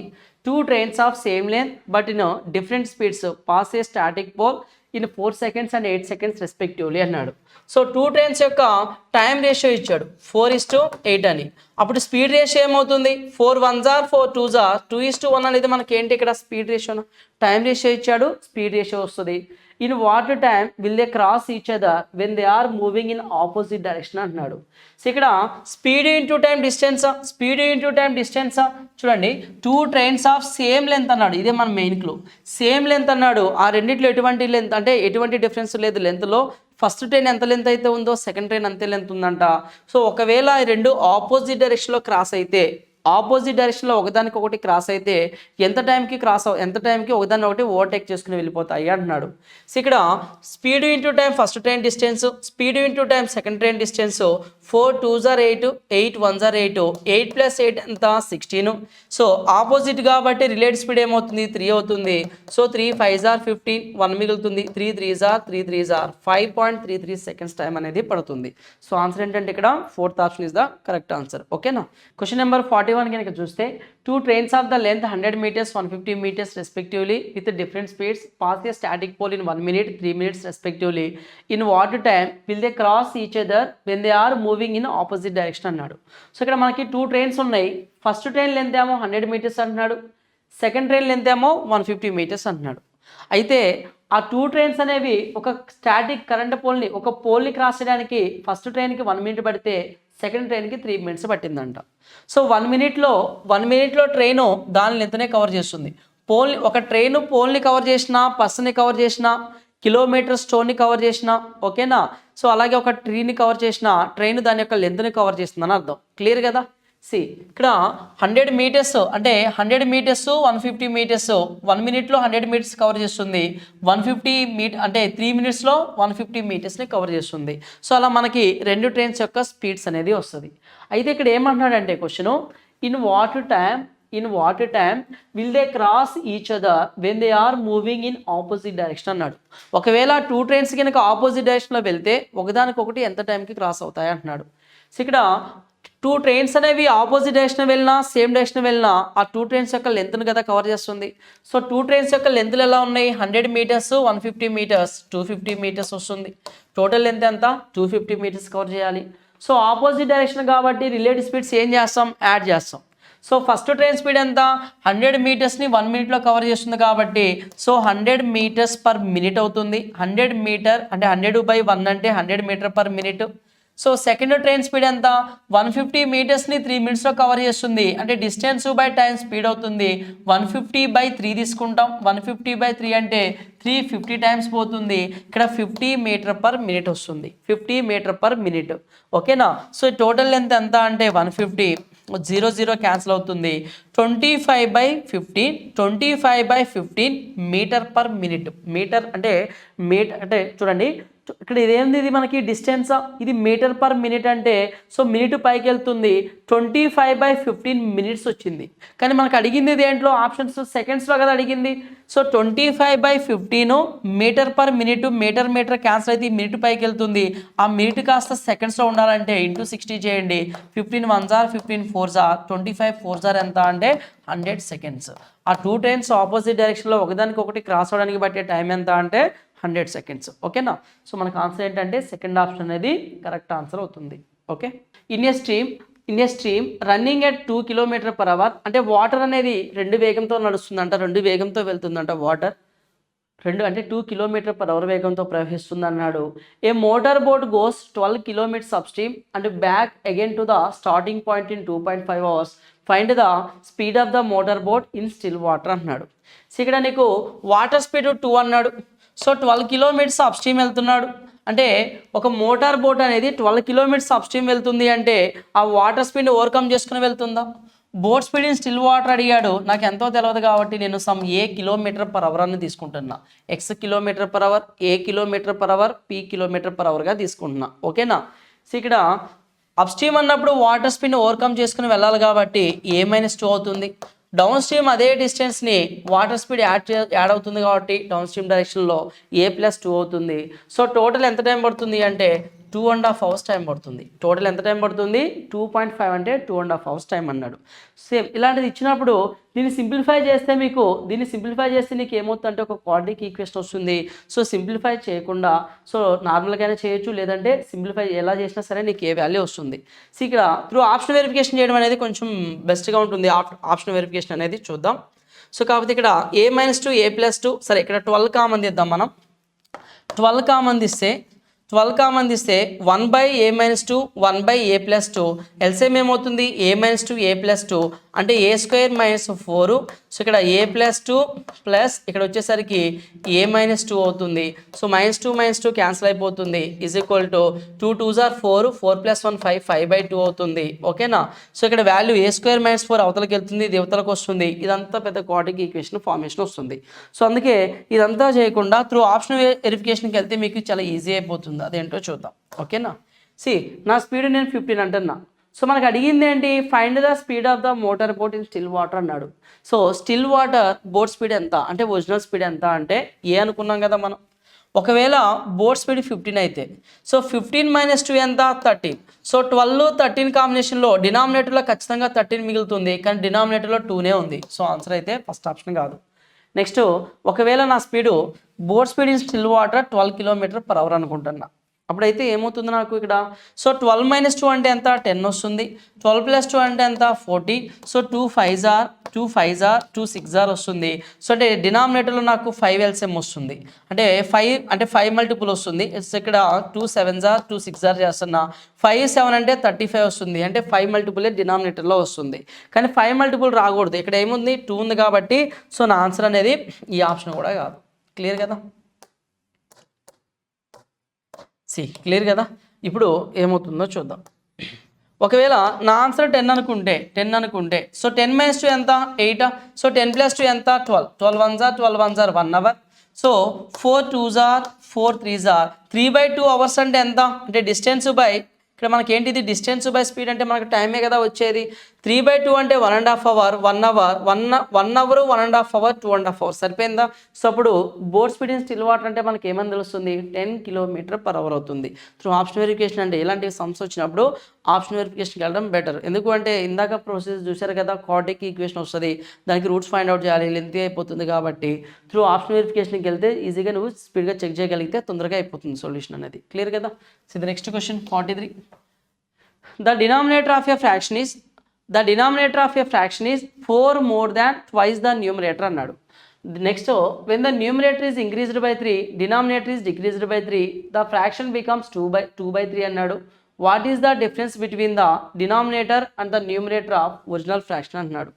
So ఇక్కడ ఏం చెప్తున్నాడంటే ఒక భిన్నం యొక్క హారం లవం యొక్క 2 రెట్ల కంటే 4 ఎక్కువ అన్నాడు. సో ఇది లవం, ఇది హారం, ఇది న్యూమరేటర్, ఇది డినామినేటర్. సో హారం అనేది లవం యొక్క 2 రెట్లు అంటే సో లవం ఎంత?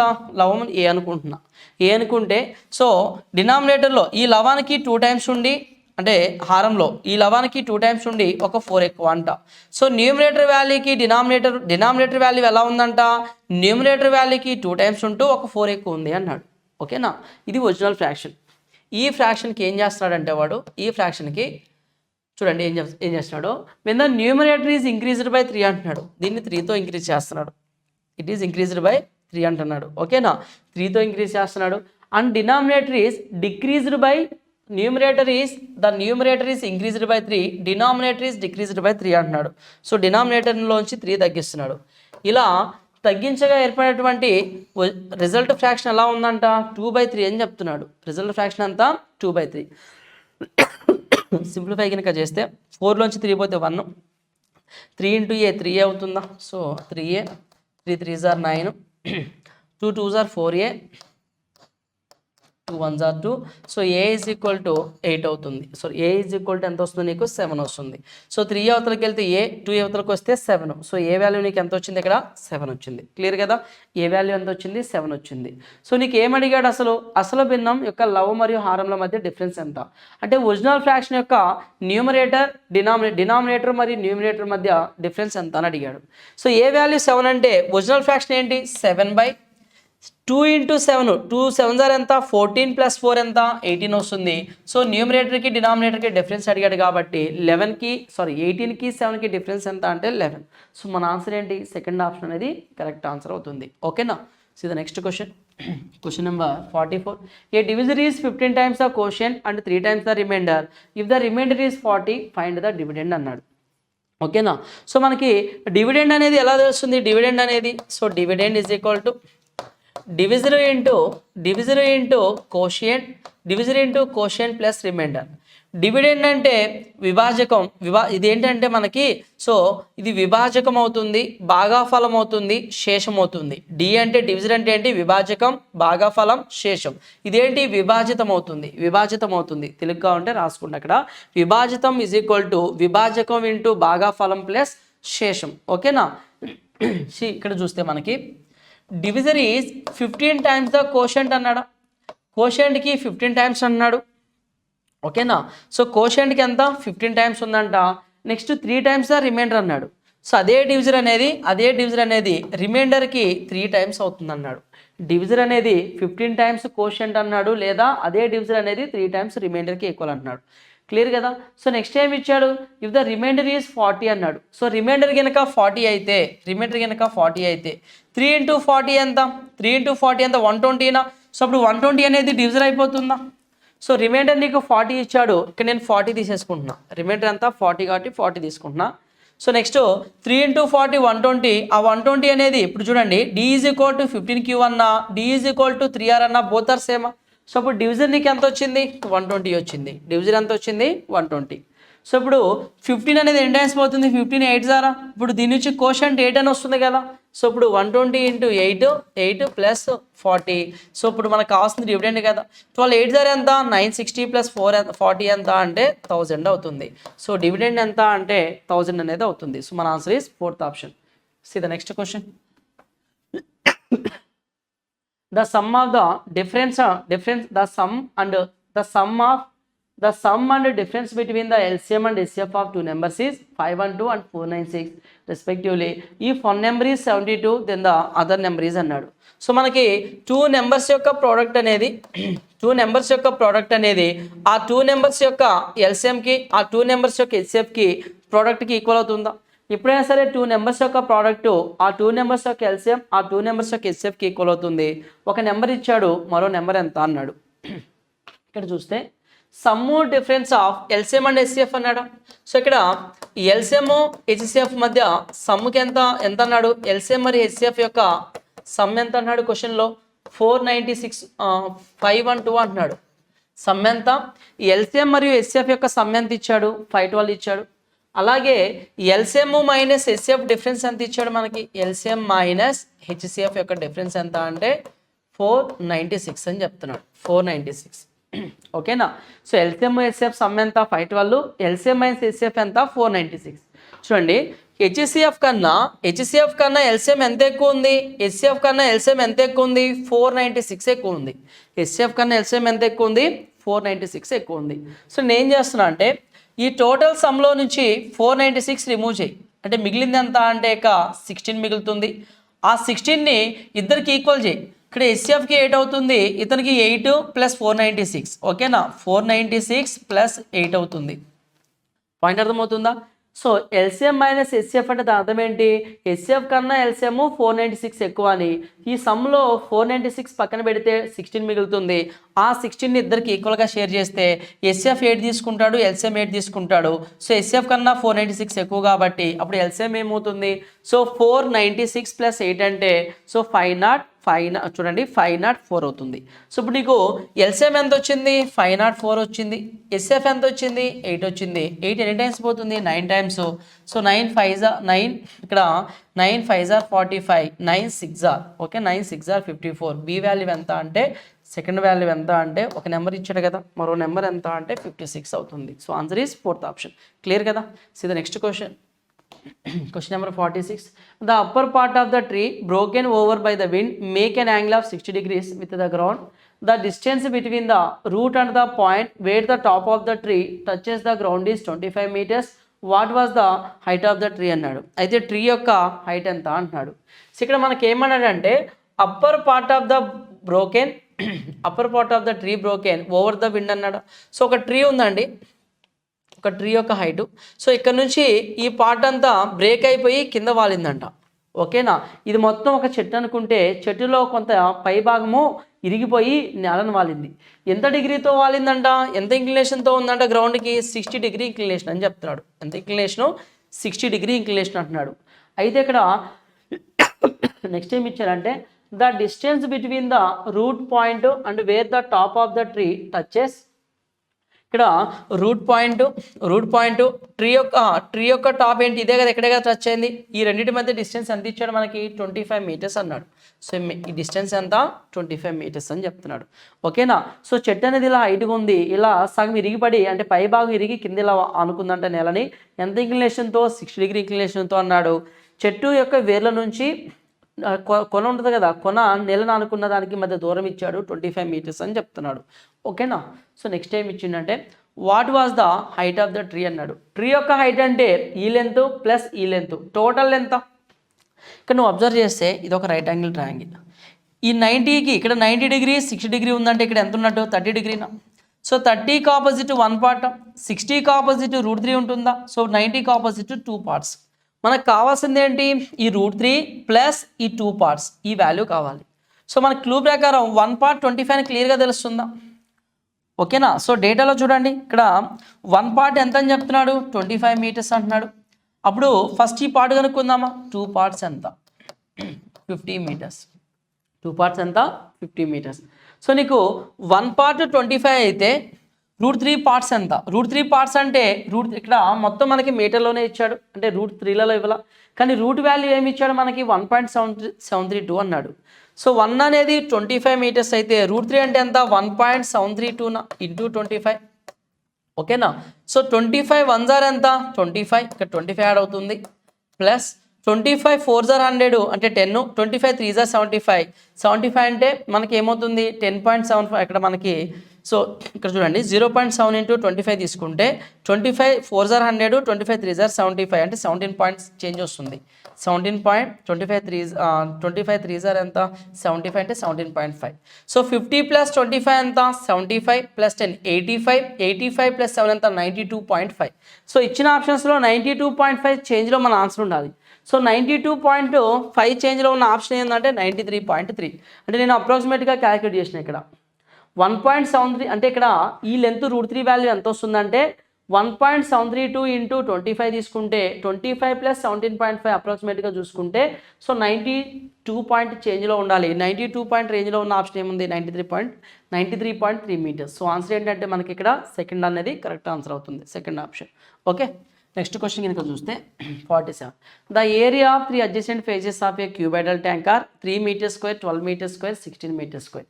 The capacity of the tank in litres is అన్నాడు. ఇక్కడ మీటర్ స్క్వేర్స్లో ఇచ్చాడు, మనకి మాత్రం కెపాసిటీ లీటర్లలో అడుగుతున్నాడు. సో ఒక ట్యాంక్ ఉందండి, క్యూబాయిడల్ ట్యాంకు అంటే ఒక దీర్ఘ చతురస్రం 3 డైమెన్షన్లో ఉంటే దాన్ని ఏమంటాం క్యూబాయిడల్ ట్యాంక్ అంటాం. సో ఒక ఫేస్ ఏరియా ఎలా ఉందంట, ఒక ఫేస్ ఏరియా 3 మీటర్ స్క్వేర్ ఉంది అన్నాడు. సో మరో ఫేస్ ఏరియా ఎలా ఉందంట 12 మీటర్ స్క్వేర్ ఉందంట. సో మరో ఫేస్ ఏరియా ఎలా ఉందన్నాడు, ఇది ఈ ఫేస్ ఏరియా 16 మీటర్ స్క్వేర్ అన్నాడు. ఒక ఫేస్ ఏరియా 3 మీటర్ స్క్వేర్, మరో ఫేస్ ఏరియా 12 మీటర్ స్క్వేర్. ఓకేనా. సో మరో ఫేస్ ఏరియా వచ్చేసరికి 16 మీటర్ స్క్వేర్. ఇలాగా 3 ఫేసెస్ ఏరియా అనేది ఇచ్చాడు. ఈ మూడిట్లో కామన్గా మనకి ఏముంది, నువ్వు 3 ఫేసెస్ కవర్ చేస్తూ ఇచ్చాడు మనకి ఇక్కడ.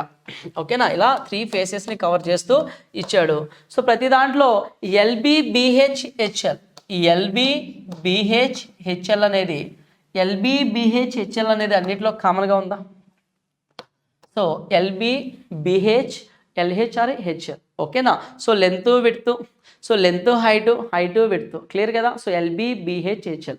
సో వాటన్నిటిని మల్టిపుల్ చేస్తే L² B² H² అవుతుంది. దీనికి స్క్వేర్ రూట్ చేస్తే ఏమొస్తుంది LBH అవుతుందా.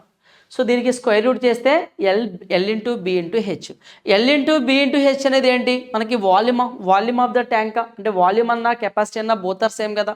అంటే ఆ ఇచ్చిన వాల్యూస్కి జస్ట్ నువ్వు అండర్ రూట్ అప్లై చేస్తే సరిపోతుందా. So 3 into 12 into 16, 3 into 12 into 16 తీసుకుంటే, సో అండర్ రూట్ లోపల తీసుకుంటే డైరెక్ట్గా నీకు ఎల్బిహెచ్ వస్తుంది, అంటే ట్యాంక్ యొక్క కెపాసిటీ అనేది వస్తుంది. ఓకేనా. సో ఇక్కడ మీటర్ స్క్వేర్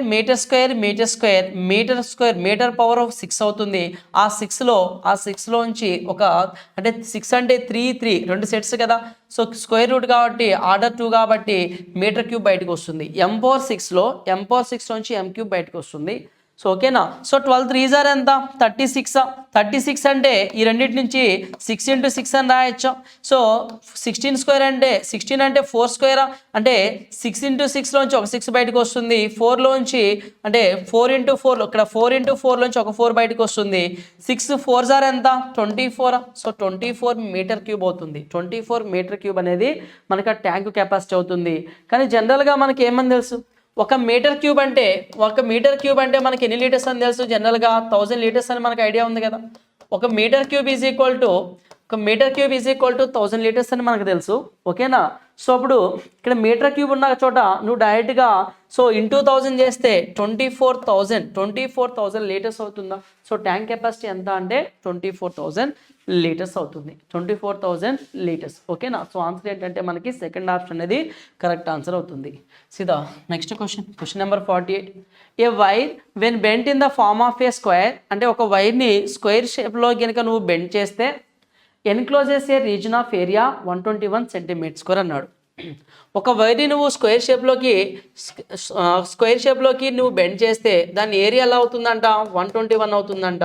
సో అప్పుడు సైడ్ ఏమవుతుంది 11 స్క్వేర్, సైడ్ ఏమవుతుందంటే 11 అవుతుంది. If the same wire is bent in the form of a semi circle then the area of the circle అన్నాడు. సో అదే వైర్ని సర్కిల్ షేప్లో బెండ్ చేస్తే దాని ఏరియా ఎంత. సో ఏరియా అంటే ఏమని చెప్తాం, జనరల్గా మనం పై ఆర్ స్క్వేర్ అంటాం. పై అంటే ఎంత 22/7 ఆర్ స్క్వేర్. ఆర్ వాల్యూ కావాలి నీకు. సో ఇక్కడ ఈ వైర్ యొక్క లెంత్ ఎంతైతే ఉంటుందో అదే లెంత్ కదా ఈ సర్కిల్ యొక్క లెంత్ కూడా అంతే ఉంటుందా. అంటే అక్కడ ఒక పెరిమీటర్ అనేది దీని యొక్క ఇక్కడ సర్కంఫరెన్స్కి ఈక్వల్ అవుతుంది కదా. సో స్క్వేర్ యొక్క పెరిమీటర్ ఏమవుతుంది 4a. 4a అంటే ఇంటూ 4 11 4 44. సో అప్పుడు స్క్వేర్ అంటే మనకు సర్కిల్ యొక్క పెరిమీటర్ అంటే 2 into 22/7 2πr is equal to 44 అవుతుంది. సో ఇక్కడ 22 అంటే 44 cancel, R is equal to 7. So నీకు రేడియస్ ఏమొస్తుంది అప్పుడు 7 వస్తుందా. సో 7 రేడియస్ అన్నప్పుడు pi R square 7 into 7 cancel. So ఎంత వస్తుందంటే ఏరియా 154 వస్తుంది. సో ఆన్సర్ ఏంటి మనకి ఇక్కడ థర్డ్ ఆప్షన్ అనేది కరెక్ట్ ఆన్సర్ అవుతుంది. ఓకేనా. సో స్క్వేర్ యొక్క పెరిమీటర్ ఎంతైతే ఉంటుందో ఈ సర్కిల్ యొక్క సర్కంఫరెన్స్ అంతే ఉంటుంది. సర్కిల్ యొక్క circumference 2πr is equal to 44. R value 7 వచ్చింది. నీకు ఆర్ వాల్యూ 7 వచ్చిందంటే డైరెక్ట్గా పై ఆర్ స్క్వేర్ అనేది నువ్వు ఎంత అని చెప్పొచ్చు, మనం పై ఆర్ స్క్వేర్ అనేది ఎంత అని చెప్పొచ్చు అంటే π ఇంటూ ఆర్ 7 క్యాన్సిల్. 22 ఇంటూ 7 ఎంత 7 2 14 7 2 14 ప్లస్ 1 15 154 మీటర్ స్క్వేర్ అనేది అవుతుంది, సెంటీమీటర్ స్క్వేర్ అనేది అవుతుంది. ఓకేనా. లేదంటే మీరు ఇక్కడ 4a అనేది 44 వచ్చింది కదా మీకు. అక్కడ మీకు ఒక టేబుల్ చెప్పున్నాం ప్రీవియస్ పేపర్స్లో. రేడియస్ 7 అయితే ఏరియా 154, పెరిమీటర్ సర్కంఫరెన్స్ 44. రేడియస్ 14 అయితే ఏరియా 616, సర్కంఫరెన్స్ 88. సో ఇక్కడ సర్కిల్ సర్కంఫరెన్స్ 44 అని తెలవగానే నువ్వు రేడియస్ ఏమని అర్థం చేసుకోవాలి 7 అని అర్థం చేసుకోవచ్చు. రేడియస్ 7 అనగానే ఏరియా ఏమవుతుంది 154 అవుతుంది. ఆ టేబుల్ కనుక నీకు గుర్తుంటే డైరెక్ట్గా నువ్వు ఏరియా 154 పెట్టవచ్చు. లేదు ఇదంతా చేయొద్దు, అసలు ఇదంతా చేయకుండా క్వశ్చన్ చదవండి ఫస్ట్. సో క్వశ్చన్ చదవండి. ఫైనల్గా క్వశ్చన్ ఏమడిగాడు మనకి, then the area of the circle అన్నాడు. ఏరియా ఆఫ్ ద సర్కిల్ అంటే నువ్వు పైన యూజ్ చేయాలి కదా. పై వాల్యూ ఎంత 22/7. ఈ 22/7లో నీకు 11 ఇంటూ 2 11 మల్టిపుల్ ఉందా. సో ఇచ్చిన ఆప్షన్స్లో 11 మల్టిపుల్ చూడండి. సో 150 11తో పోతుందా, లేదు. 152 11తో పోతుందా, లేదు. 159 11తో పోతుందా, లేదు. ఒకటే ఆప్షన్ పోతుంది 11తో. సో 11 మల్టిపుల్ చూసుకున్నా నీకు ఆన్సర్ అయిపోతుంది. క్లియర్ కదా. క్వశ్చన్ నెంబర్ 49 కనుక చూస్తే, a solid cylinder has total surface area 462 centimetre square. If curved surface area is 1/3 of the total surface area, then the volume of cylinder is అన్నాడు. అయితే మనకి cylinder యొక్క వాల్యూమ్ ఎంత అని అడిగాడు. సిలిండర్ వాల్యూమ్ అంటే మనకి ఏమని తెలుసు, πr²h. సిలిండర్ వాల్యూమ్ అంటే ఏంటి, πr²h. అంటే బేస్ ఏరియా ఇంటూ హైట్ తీసుకుంటే సిలిండర్ వాల్యూమ్ వస్తుంది. ఇందులో నువ్వు పై ఉంది కదా, పై సబ్స్టిట్యూట్ చేస్తున్నావు. పైలో ఏం సబ్స్టిట్యూట్ చేస్తాం, 22/7. 22/7 అంటే 22లో నీకు 11 మల్టిపుల్ ఉందా? సో ఇచ్చిన ఆప్షన్స్లో 11 మల్టిపుల్ ఉన్నదే కదా మన ఆన్సర్. 530ని 11 డివైడ్ చేస్తుందా, డివైడ్ చేయలేదు. 536ని 11 డివైడ్ చేస్తుందా అంటే డివైడ్ చేయలేదు. ఓకేనా. సో ఇక్కడ 11 4s are 44, 44 6 + 3 96, 96ని 11 డివైడ్ చేయలేదు. So 11 4s are 44, 6 + 3 9, 99. So divide చేస్తుంది అంటే 539 అనేది సెంటీమీటర్ క్యూబ్ అనేది మనకి వాల్యూమ్ అయ్యేదానికి ఛాన్స్ ఉంది. ఫోర్త్ ఆప్షన్ చూడు, 539ని డివైడ్ చేస్తున్నప్పుడు 545ని డివైడ్ చేయగలుగుతుందా? 11 4s are ఎంత, 44, 44 అంటే 6 + 5 ఎంత, 6 + 4 ఎంత, 10, 105. 105ని డివైడ్ చేయలేదు కాబట్టి సో మన ఆన్సర్ ఫోర్త్ ఆప్షన్ కూడా కాదు. సో 11తో డివిజిబుల్ అయ్యే ఆప్షన్ ఒకటే ఉంది కాబట్టి ఇదే మన ఆన్సర్గా చెప్తాం. కానీ ఇక్కడ రెండు ఆప్షన్స్ లేదా అన్ని 11తో డివిజిబుల్ కనుక అయినాయి అంటే ప్రొసీజర్ అనేది చేయాలి కదా. ప్రొసీజర్ కనుక చూస్తే ఒక సిలిండర్ ఇది, సిలిండర్ యొక్క వాల్యూమ్ ఎంత అంటే బేస్ ఏరియా ఇంటూ హైట్ తీసుకుంటాం, బేస్ ఏరియా ఇంటూ హైట్ తీసుకుంటాం. సో టోటల్ సర్ఫేస్ ఏరియా అంటే ఈ curved surface area, curved surface area, top area, bottom ఏరియాని కన్సిడర్ చేస్తాం. సో దాన్నే టోటల్ సర్ఫేస్ ఏరియా అంటాం. అది మనకి ఇక్కడ ఇచ్చాడు. క్లియర్ కదా. సో ఇక్కడ టోటల్ సర్ఫేస్ ఏరియా అంటే మనం ఏమని తీసుకుంటాం, total surface area curved surface area 2πrh, 2πrh plus top area bottom area. Top area bottom area అంటే మనకి ఇక్కడ ఈ కర్వ్ షేప్ అనేది సర్ఫేస్ ఏరియా కవర్ అయింది కదా. 2πr ఎంత హైట్ వరకు అంటే సర్కిల్ యొక్క సర్కంఫరెన్స్ 2πr, ఇచ్చిన హైట్ వరకు అంటే కంప్లీట్గా దాని యొక్క కర్వ్డ్ సర్ఫేస్ అంతా కవర్ అయిపోయింది. ఓకేనా. సో ఇప్పుడు నీకేం ఈ కర్వ్డ్ సర్ఫేస్ అంతా కవర్ అయింది. టాప్ ఏరియా బాటమ్ ఏరియా అంటే 2πr² అనేది నీకు కావాలి. సో దీనికి if the curved surface area is 1/3 of total surface area అన్నాడు. సో అంటే కర్వ్డ్ సర్ఫేస్ ఏరియా అంటే మనకి ఏమని తెలుసు, 2πrh is 1/3 ఆఫ్ అంటే total surface area. Curved surface ఏరియాకి టోటల్ సర్ఫేస్ ఏరియాకి రేషియో ఇలా ఉంది. సో ఇందులో నీకు ఏం కామన్ ఉంది, 2πr కామన్ ఉందా. 2πr చూడండి, 2πr కామన్ ఉంది. సో ఇక్కడ r²ని ఎలా రాయొచ్చు అంటే నేను r² ఎలా రాస్తున్నా అంటే r × rగా రాస్తున్నా క్యాన్సిలేషన్ కోసం. r × rగా రాస్తే సో 2πr అన్నింటిలో కామన్గా పోయింది. సో లేదంటే 2πrని కామన్ తీసి రాస్తున్నా చూడండి. దీన్ని నేను 2πrని కామన్ తీసి రాస్తున్నా. సో 2πr కనుక నువ్వు కామన్ తీస్తే h ప్లస్ 2πr² అంటే r మిగులుతుంది, h ప్లస్ r మిగులుతుంది. సో 2πr క్యాన్సిల్ అయిపోతుందా. సో నీకు హెచ్ ఎంత ఉంది, 1 పార్ట్ ఉంది. హెచ్ ఎంత ఉంది, 1 పార్ట్ ఉంది. హెచ్ ప్లస్ ఆర్ ఎంత ఉంది, 3 పార్ట్స్ ఉంది. అంటే హెచ్ 1 పార్ట్ అయితే రేడియస్ ఏమవుతుంది, అప్పుడు 2 పార్ట్సే కదా. రేడియస్ ఏమవుతుంది నీకు, 2 పార్ట్స్ అవుతుంది. ఓకేనా. సో ఇప్పుడు క్వశ్చన్లో చెప్పినట్టుగా టోటల్ 3 పార్ట్స్ వాల్యూ ఎంత ఇచ్చాడు మనకి, 3 పార్ట్స్ 462నా. 3 పార్ట్స్ అంటే ఏంటి, టోటల్ సర్ఫేస్ ఏరియానా. సో 3 పార్ట్స్ 462 అయితే 3 పార్ట్స్ 462 అయితే నీకు కావాల్సింది 1 పార్ట్ అంటే బై 3 చేయి. సో 3 ఎన్ని టైమ్స్ పోతుంది, 3 1s are, 3 5s are, 3 5s are, 15, 3 4s are 154. 1 part 154 అంటే ఈ 1 పార్టే కదా 2πrh. సో 2 × π అంటే 22/7. r అంటే ఎంత, 2 పార్ట్సే, 2a అని చెప్పొచ్చా. h అంటే ఎంత, a అని చెప్తాం, = 154. ఓకేనా. సో 2 ఇక్కడ 2 ఉంది, 2 2s are 4, 4 × 22 ఎంత, 88. సో 11 8s are ఇక్కడ ఏమవుతుంది, 11 1s are, 11 4s are. So next 2 4s are, 2 7s are. Then a² = 7 అవతలకి వెళ్తే 7², 4 అవతలకి వస్తే 2². సో ఏ వాల్యూ నీకు ఏమవుతుంది అంటే మనకి ఏ వాల్యూ 7/2 అవుతుంది. ఏ వాల్యూ ఎంత, 7/2. సో ఏ అంటే హైట్ 7/2. 2a అంటే ఎంత, రేడియస్ కదా. 2a అంటే 2 × a, 2 × 7/2, రేడియస్ ఏమో 7 అవుతుంది. సో ఇక్కడ సబ్మిట్ చేయి, 22/7. రేడియస్ అంటే ఎంత నీకు, 7 అవుతుంది. 7 × 7, హైట్ ఎంత, 7/2 అవుతుంది. ఈ వాల్యూ క్యాన్సిల్ అయిపోతుంది. So 2 1s are, 2 11s are అవుతుంది. 7 7s are 49.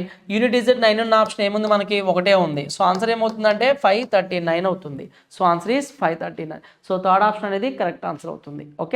ఓకేనా. నెక్స్ట్ క్వశ్చన్ చూద్దాం. 50. If a + b / c = 6/5, b + c / a = 9/2, then what is the value of A plus C by B అన్నాడు. ఓకేనా? సో ఇక్కడ A value, B value, C value మొత్తం 6 + 5 11 parts ఉందా? ఇక్కడ కూడా ఏబిసి మొత్తం ఏబిసి వాల్యూ కలిపితే 11 పార్ట్స్ ఉంది కదా. సో క్వశ్చన్ ఏమి అడిగాడు? ఏ ప్లస్ సి బై బి అన్నాడు, అంటే ఏసిబి. సో ఈ మూడు కలిపినా కూడా న్యూమరేటర్ డినామినేటర్ 11 పార్ట్స్ రావాలి. సో ఇక్కడ 11 పార్ట్స్ ఉందా?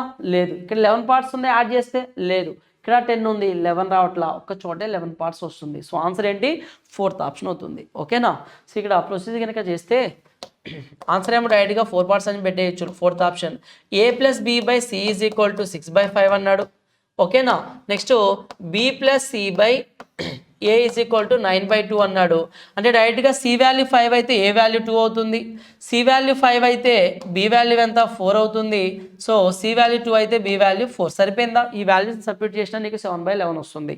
ఇదంతా చేయకుండా డైరెక్ట్గానే న్యూమరేటర్ డినామినేటర్ యాడ్ చేస్తే 11 ఉండాలి.